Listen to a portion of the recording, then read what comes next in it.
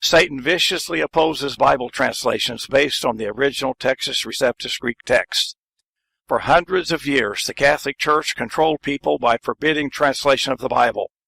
Since people had no Bible in their language, they didn't know that Catholic teachings disobeyed and opposed Bible teachings. In the year 1384, John Wycliffe completed the first translation of the whole Bible into English.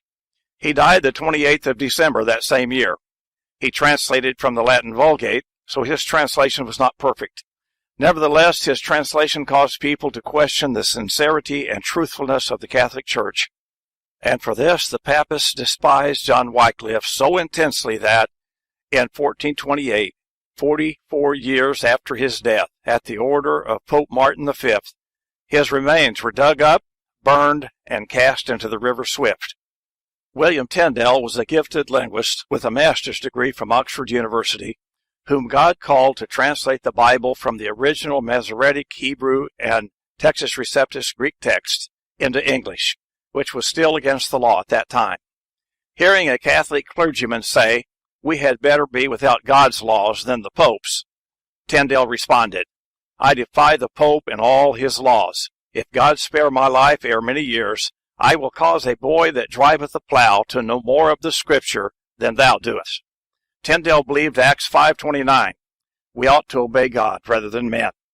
Trying to avoid breaking the law, if possible, Tyndale asked the bishop in authority over London, Cuthbert Tunstall, for permission to translate the Bible.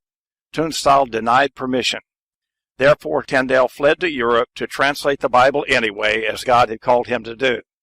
In 1526, Tyndale published the first translation ever of the Textus Receptus Greek New Testament text directly into English. It was printed on the newly invented Gutenberg printing press and smuggled into England to the common people. Like an atomic bomb exploding, Tyndale's translation blew away the deception covering the heresies and hypocrisies of the Church of England and Roman Catholic Church. But at this point, Tyndale was running short of funds. Nevertheless, God was watching over Tyndale.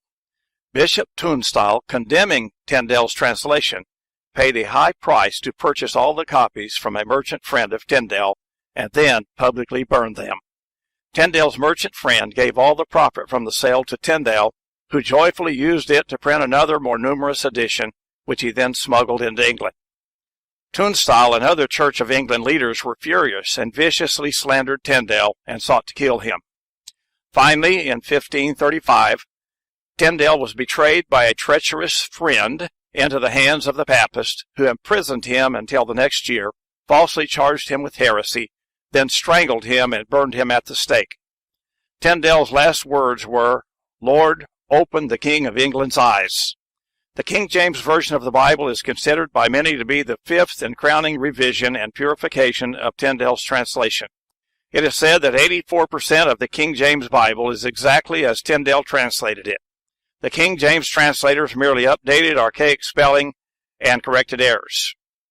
Critical text advocates attempt to discredit the King James Bible by falsely claiming that King James was a homosexual. He was not. He was the father of 7 children, all from one wife. But personal attacks and slander are standard operating procedure from the Nicolaitan critical text crowd. Most people don't realize how greatly the influence of Brooke Westcott and Fenton Hort upon modern Bible translators has hindered world evangelism. Westcott and Hort denied the verbal inspiration and infallibility of the Bible, denied the substitutionary atonement, advocated baptismal regeneration, and were not afraid to alter the Bible to make it teach their views. These men took 2 old corrupted New Testament manuscripts which contradicted each other in over 3,000 places in the Gospels alone, and combined their errors into one exceedingly corrupted text which deviates from the Textus Receptus Greek text and thus also from the King James Bible in 8,413 places. Here is a page from the corrupt Codex Sinaiticus. Note in the left column where part of a word has been erased and replaced with other letters. Note also the very different writing styles, which clearly indicate tampering. In addition to omitting many words, this manuscript adds 2 false books, the Epistle of Barnabas and the Shepherd of Hermas. This photo shows the last chapter of the book of Mark, in the corrupt Codex Vaticanus manuscript, where the last 12 verses are missing. Note that the bottom of the second column and complete third column are blank. This is the only vacant column space in the whole manuscript. Probably a scribe was instructed to leave them out, but left space for them just in case his boss changed his evil mind. Dean Virgin, a great Bible scholar contemporary with Westcott and Hort, correctly said that the text of these two codexes is very nearly the foulest in existence, exhibit fabricated texts, and are covered all over with blots, and are indebted for their preservation solely to their ascertained evil character. That is, they survived in such good physical condition only because they were so obviously corrupt that no one used them. The composite text made from these two codexes by Westcott and Hort is even more evil because it contains their combined errors.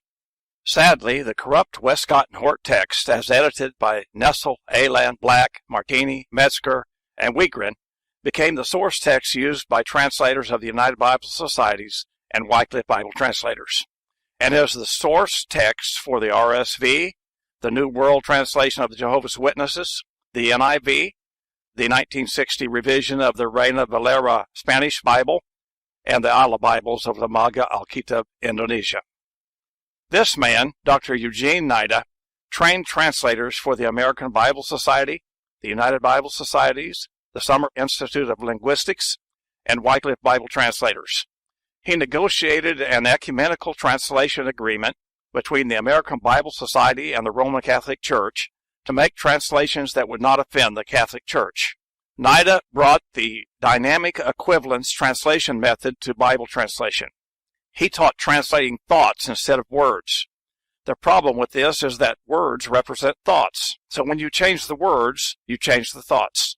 Dynamic equivalence is a license to corrupt while translating.